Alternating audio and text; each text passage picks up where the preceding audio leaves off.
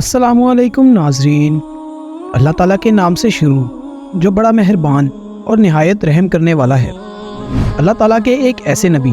जिनको अल्लाह ताला ने अपना बेटा ज़िबा करने का हुक्म दिया।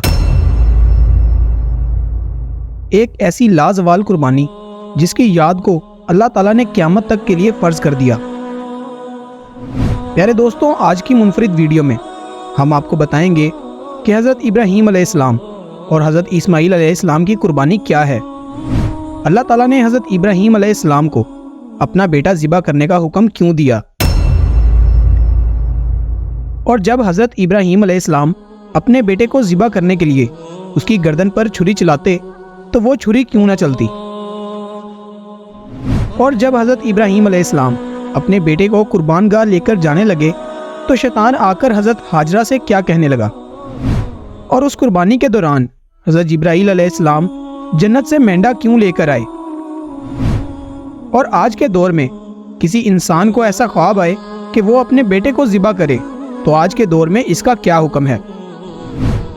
प्यारे दोस्तों, इन तमाम तर सवालात के जवाबात कुरान और अहादीस की रोशनी में आज की इस वीडियो में आपको बताएंगे। प्यारे दोस्तों, अल्लाह ताला कुरान पाक में इरशाद फरमाता है कि तुम हरगिज़ भलाई को नहीं पहुंच सकते जब तक तुम अपनी सबसे प्यारी चीज़ अल्लाह ताला की राह में कुर्बान ना कर दो। प्यारे दोस्तों, ये बात याद रहे कि जो अल्लाह ताला के जितना ज़्यादा नज़दीक होता है उसको उतना ही ज़्यादा सख्त मुश्किलात और आजमाई से गुजरना पड़ता है। यही वजह है कि अल्लाह ताला की राह में सबसे ज़्यादा मुश्किलात और आजमाइशें अंबिया कराम पर आई, उसके बाद सहाबा कराम पर, उसके बाद ताबा ताबईन पर, और फिर औलिया कराम पर, और उसके बाद सबसे आखिर में आम इंसानों पर आजमाइशें आई। लेकिन कामयाब वही शख्स होता है जो उस पर साबित कदम रहकर अल्लाह ताला की राह में अपना सब कुछ कुर्बान कर दे। प्यारे दोस्तों, हज़रत इब्राहीम अलैहिस्सलाम अल्लाह ताला के वो बरगज़ीदा नबी हैं जिनको पैदाइश से लेकर आखिरी वक्त तक आजमाया गया और आप हर मोड़ पर साबित कदम रहे।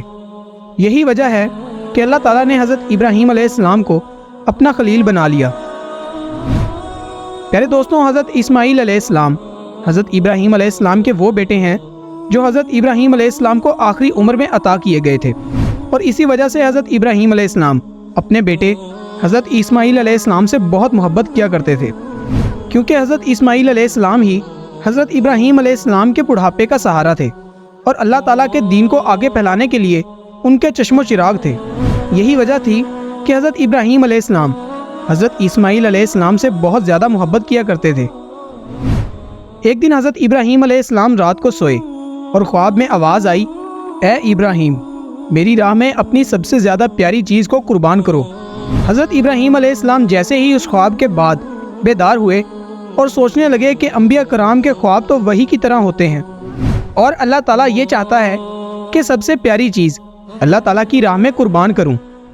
अगर आप ऐसी ही इस्लामिक और मालूमात से भरपूर वीडियोस देखना पसंद करते हैं तो हमारे चैनल को लाजमी सब्सक्राइब करें। चुनाचा उस रात के बाद जैसे ही सुबह हुई तो हज़रत इब्राहीम अलैहिस्सलाम के पास जितने भी ऊँट मौजूद थे वो तमाम के तमाम ऊँट अल्लाह ताला की राह में कुर्बान कर दिए और फिर अल्लाह ताला का शुक्र अदा करने लगे। फिर जब दूसरी रात हज़रत इब्राहीम अलैहिस्सलाम रात को आराम करने के लिए लेटे तो फिर वही आवाज़ आती है, ए इब्राहीम, अपनी सबसे प्यारी चीज़ मेरी राह में कुर्बान करो। इस ख्वाब को देखने के बाद आप बेदार हो गए और कुछ देर सोचने लगे, और सोचने के बाद आपके दिल में ये ख्याल आया कि मुझे सबसे प्यारा मेरा बेटा हज़रत इस्माईल अलैहिस्सलाम है। उसके बाद दिल में ये ख्याल आया कि अल्लाह ताला देखना चाहता है कि मैं अल्लाह ताला की राह में अपनी सबसे प्यारी चीज़ यानी हज़रत इस्माईल अलैहिस्सलाम को कुर्बान करता हूँ या नहीं। चुनाचा जैसे ही आपने ये ख्वाब देखा तो आपने अपने दिल में ये नियत कर ली कि मैं कल सुबह अपने बेटे यानी अपने फर्जंद हज़रत इस्माईल अलैहिस्सलाम को कुर्बान कर दूंगा। जैसे ही वो रात गुजरी तो सुबह उठकर हज़रत इब्राहीम अलैहिस्सलाम अपनी बीवी हज़रत हाजरा से फरमाने लगे कि मेरे बेटे हज़रत इस्माईल अलैहिस्सलाम को आज अच्छा लिबास पहनाना और उनको खूबसूरत तैयार करना, और आज मैं अपने बेटे को अपने दोस्त की दावत पर साथ लेकर जाऊंगा। हज़रत हाजरा ये सुनकर बहुत खुश हुई और खुशी खुशी अपने बेटे को तैयार किया और तैयार करके हज़रत इब्राहीम अलैहिस्सलाम के साथ भेज दिया। اور حضرت ابراہیم اپنے فرزند حضرت اسماعیل علیہ السلام کو اپنے ساتھ لے کر قربان گاہ کی طرف جانے لگے۔ اتنی دیر میں شیطان آیا اور حضرت ہاجرہ سے کہنے لگا، حضرت ابراہیم علیہ السلام آپ کے بیٹے کو اپنے دوست کے پاس نہیں بلکہ آپ کے بیٹے کو قتل کرنے کے لیے لے کر جا رہے ہیں۔ اس وقت حضرت ہاجرہ فرمانے لگیں کہ میں حضرت ابراہیم علیہ السلام کو جانتی ہوں، وہ کبھی بھی اپنے بیٹے کے ساتھ ایسا نہیں کر سکتے۔ اس پر شیطان کہنے لگا، حضرت ابراہیم علیہ السلام نے اللہ تعالیٰ کی طرف سے یہ خواب دیکھا ہے کہ وہ اپنے بیٹے کو اللہ کی راہ میں قربان کرے، اسی وجہ سے حضرت ابراہیم علیہ السلام حضرت اسماعیل علیہ السلام کو اپنے ساتھ لے کر گئے ہیں تاکہ وہ اپنے بیٹے کو اللہ کی راہ میں قربان کر سکیں۔ شیطان کی یہ بات سن کر حضرت ہاجرہ فخر سے بولی، اے شیطان تم پر لعنت ہو، اگر میرا بیٹا اللہ تعالیٰ کی راہ میں قربان ہو رہا ہے تو اس سے بہتر میرے لیے فکر والی بات اور کون سی ہوگی؟ اگر میرے پاس ہزاروں بیٹے بھی ہوتے تو میں سب کو اللہ کی راہ میں قربان کر دیتی۔ اور اس طرح شیطان حضرت ہاجرہ کی یہ بات سن کر وہاں سے چلا گیا اور حضرت اسماعیل علیہ السلام کو پھسلانے کے لیے پہنچ گیا۔ شیطان حضرت اسماعیل علیہ السلام سے آ کر کہنے لگا، کیا تم جانتے ہو کہ تمہارا باپ تمہیں قتل کرنے کے لیے لے کر جا رہا ہے؟ تمہارے والد نے یہ خواب دیکھا ہے کہ اللہ تعالیٰ کی راہ میں تمہیں قربان کرے۔ شیطان کی یہ بات سن کر حضرت اسماعیل علیہ السلام فخر سے بولے، اگر مجھے اللہ کی راہ میں قربان ہونا پڑے تو اس سے بہتر میرے لیے فخر والی بات کیا ہے؟ اس طرح شیطان یہاں سے بھی نامراد ہو کر لوٹ گیا اور حضرت ابراہیم علیہ السلام کے پاس چلا گیا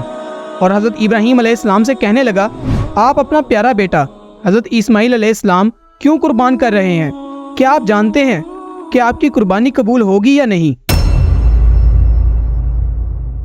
شیطان کی یہ بات سن کر حضرت ابراہیم علیہ السلام نے ایک پتھر اٹھایا اور اس پر لعنت بھیج کر شیطان کو مارتے ہیں۔ پیارے دوستوں، آج بھی وہ جگہ قائم ہے جہاں پر لاکھوں لوگ حج و عمرہ کے دوران شیطان کو پتھر مارتے ہیں، اور اللہ تعالیٰ نے حضرت ابراہیم علیہ السلام کی اس سنت کو بھی زندہ رکھا ہے۔ اس طرح جب شیطان کا وار کسی پر نہ چلا تو وہ نامراد ہو کر وہاں سے چلا گیا اور حضرت ابراہیم علیہ السلام اپنے بیٹے کو لے کر آگے بڑھتے چلے گئے، اور حضرت ابراہیم علیہ السلام حضرت اسماعیل علیہ السلام سے فرمانے لگے کہ آج میں تمہیں اللہ تعالیٰ کی راہ میں قربان کرنے لگا ہوں تاکہ یہ بات واضح ہو جائے کہ میں اپنے بیٹے حضرت اسماعیل علیہ السلام سے زیادہ اپنے رب سے محبت کرتا ہوں اور میں اپنا سب کچھ اپنے رب پر قربان کر سکتا ہوں۔ اپنے والد کی یہ بات سن کر حضرت اسماعیل علیہ السلام فخر سے بولے کہ اے ابا جان، اس سے بہتر میرے لیے فخر کی بات کون سی ہو سکتی ہے کہ مجھے اللہ تعالیٰ کی راہ میں اللہ تعالیٰ کے نبی قربان کریں۔ لیکن بابا جان، میں آپ سے کچھ عرض کرنا چاہتا ہوں کہ آپ بوڑھے ہیں اور مجھ سے بے پناہ محبت کرتے ہیں۔